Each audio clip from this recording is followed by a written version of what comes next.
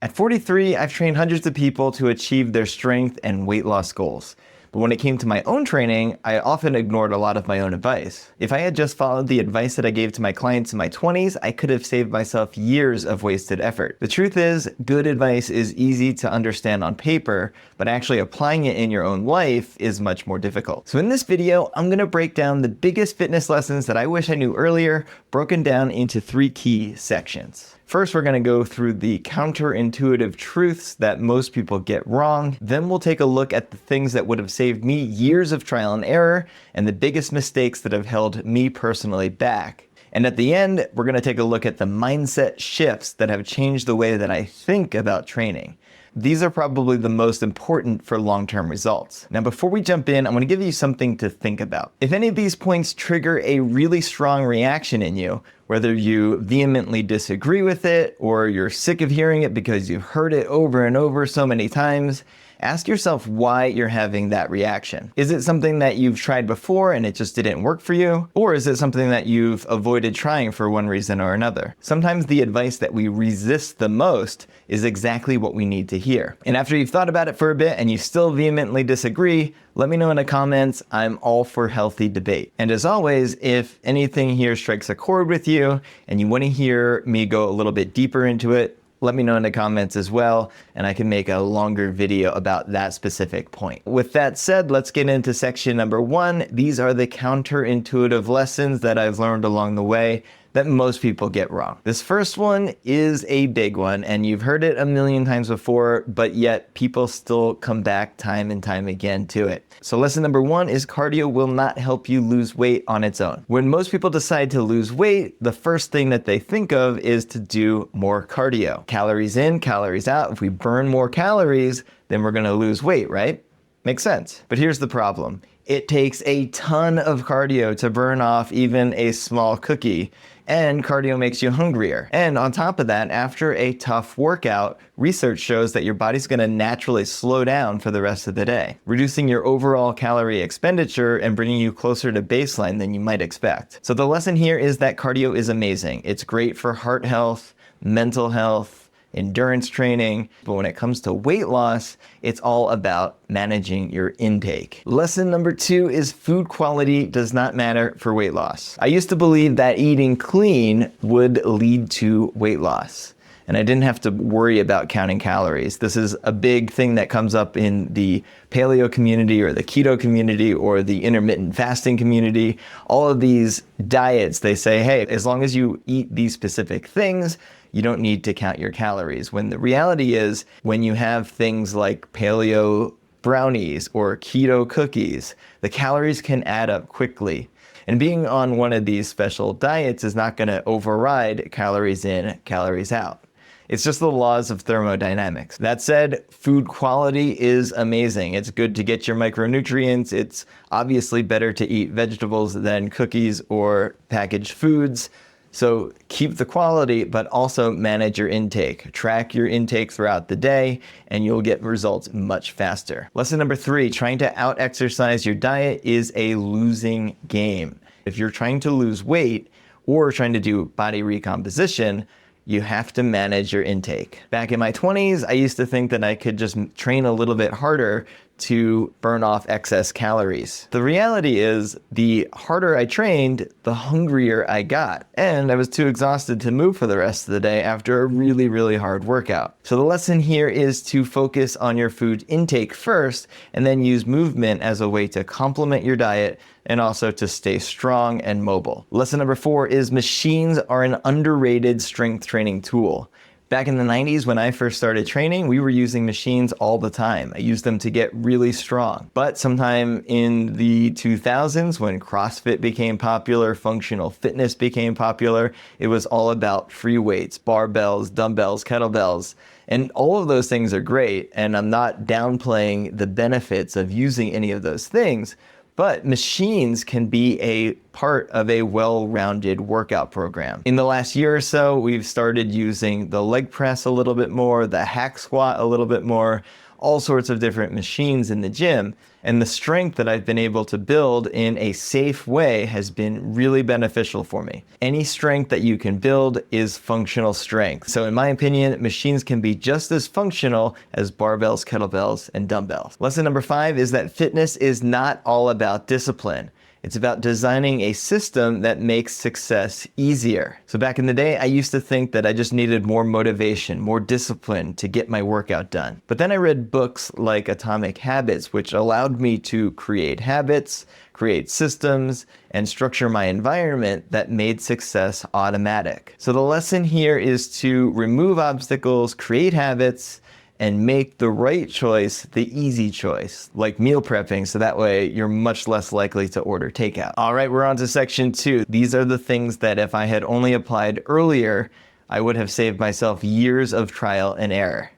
Lesson number 6, tracking your food intake is a non-negotiable. Now, I have a lot of clients who hate to track. So for those people, I say track once a month, track once every other month, but track for a few days, so that way you have an idea of what you're taking in, especially if your goal is weight loss. If your goal is not weight loss, we are gonna still track because we wanna see how much protein you're getting on a daily basis. It's fairly easy once you get the hang of it, and you will get results that much faster. Lesson number 7, walking is an underrated fitness hack. So back in the day, I used to live in the city and I would walk around the city a ton. I didn't realize it at the time, but I was really helping myself out with weight loss. Fast forward a few years, we live in an area where we are much more car dependent, and I get a lot less steps throughout the day. And I've noticed that the clients who seem to get the most lasting results are moving the most throughout the day. It's not structured exercise that is necessarily getting them there. It's just that they're moving around, and a good corollary for that is steps. So the lesson here is that daily steps and consistently getting over 7,500 steps a day or over 10,000 steps a day is great for recovery, fat loss, and mental health. Lesson number 8 is lifting heavy will not make you bulky, it will make you capable. Back when I was training for marathons and ultra marathons, I did worry that I would get too stiff or too tight or too bulky to be able to run fast. But the reality is, the heavier I lift, the leaner I feel, the more capable I feel,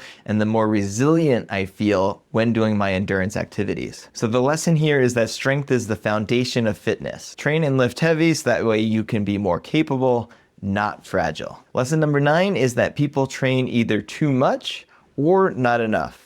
You see it all the time. Some people will train 6-7 days a week, going all in, going all out, so that way that they can get the fastest results possible, working out 6-7 days a week and not giving themselves any time for recovery.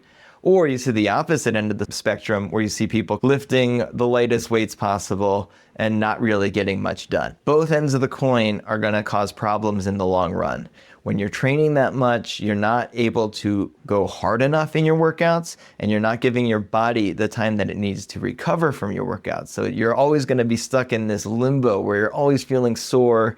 You're never really able to push harder, push heavier weights, push faster speeds, and you're just gonna be stuck in that single spot. And if you're not training enough, you're never going to give yourself enough stimulus. It's actually the same problem in the end, where you're not giving yourself enough stimulus. You're not able to push heavier. You're not able to push faster because you're not giving your body the impetus to recover. So the lesson here is to train hard and recover harder. Your workouts should challenge you, and then you should give it time to recover afterwards. That way you can come back stronger. And related to that, lesson number 10, recovery is where you actually make gains. So I used to be that person who was training 6-7 days a week, teaching spin classes, doing cardio, running outside, lifting weights, doing all of these different things 6-7 days a week, and never really progressing on any one of those things. And the turning point here was when I was taking a certification in Olympic weightlifting. And the coach, who is very well respected in the training world,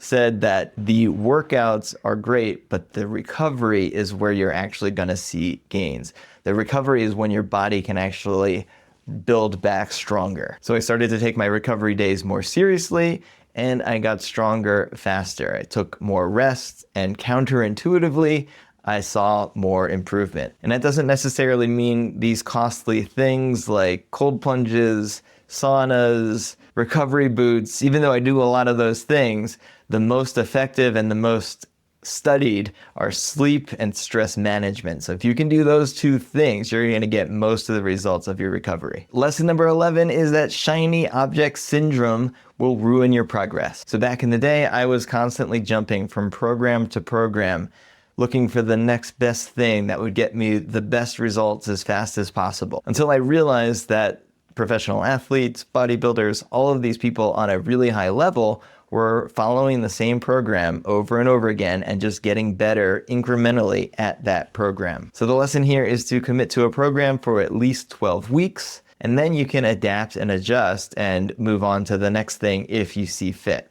or repeat that same process. Lesson number 12 is that a race is not the best way to lose weight. I see it all the time in my clients, and I've done it myself, where you set a target, a race, a marathon, a half marathon, a 10K, 10 miler, and then your goal is to lose weight while you're training for that race. The reality is that this is going to be one of the more challenging physical things that you do in your life.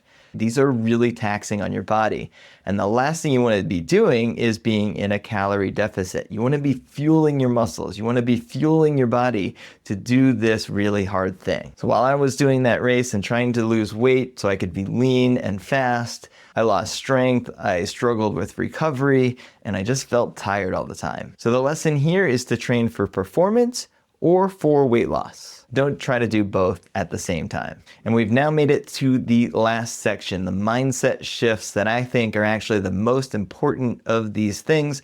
There's only 2 mindset shifts that we're going to look at here, but I think these are the things that will move the needle the most when it comes to your training. Lesson number 13, eliminate as many decisions as possible. Over the last 10 years, I've had basically the same 2 breakfast options every single day. By not having to think about my breakfast and I just can make it on autopilot, I've taken out the decision fatigues. That way I can make better choices later on in the day. Fewer choices means more consistency. Make decisions once, then repeat. This is similar with meal prepping. You can make 5 meals for the week. Those are your meals for lunch every day, and then you don't have to think about ordering takeout or what you're going to do when you're at work. And the last one, lesson number 14, you do not need to suffer through your workouts to see results. More pain does not always equal more gain. If you're doing a workout that you don't enjoy just because it's the optimal way to train, you're eventually going to burn out. You can get results